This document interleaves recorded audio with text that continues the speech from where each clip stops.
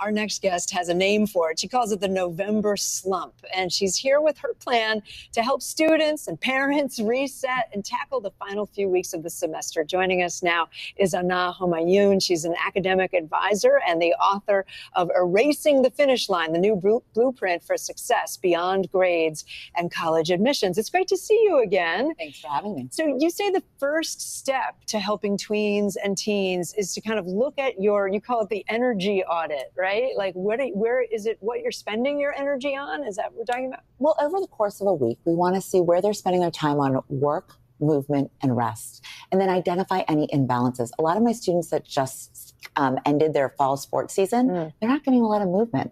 So I encourage people to think about that and then look at making one change. So maybe they're getting to bed 30 minutes earlier, or maybe they're spending 20 minutes a day on movement that they weren't doing before. That energy audit can help us boost at a time where we might feel drained. What about weekends? How do you recommend maximizing that time? Because it's hard after you've been at school all week. You just feel zonked and like you just want to do nothing but chill. Right. Well, I really recommend actually on Friday taking about 15 minutes and doing a brain dump and looking at the upcoming week. What do you have going on? Tests, quizzes, projects, events, and then set aside some mini work blocks over the course of the weekend so that you're done with everything by Sunday at 3 p.m. Because what we want to do is avoid that Sunday night panic. I know that's like, ambitious to me. Sunday at 3? Right. I don't think we ever did that. But when we do this, what our students have found is that homework that takes you like 20 minutes on Sunday morning is going to take 45 or an hour late on Sunday night. So true. So we're buying back some free time. Yeah. So once they see that, they get bought in. On top of the schoolwork, we've got the holidays coming, Thanksgiving next week.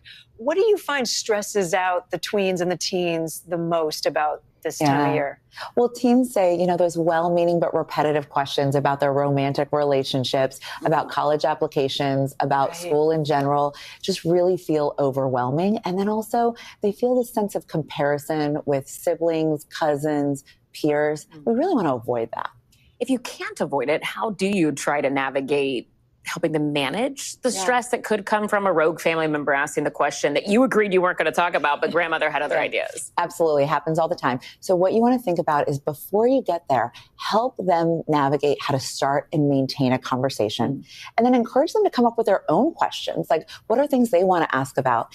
And then also help them figure out how to navigate and deflect gently those questions or exit a conversation.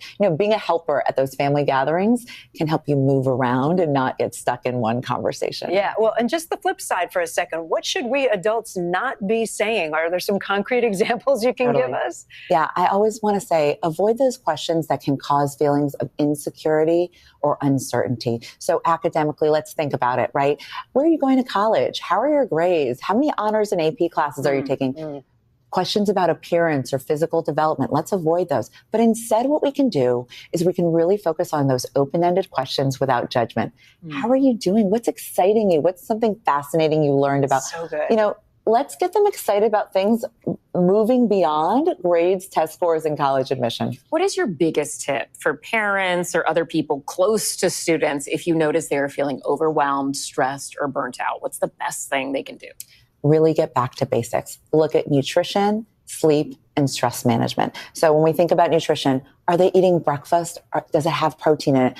Are they having a consistent sleep schedule? Is there time every day, 15 to 20 minutes, that they can just unwind?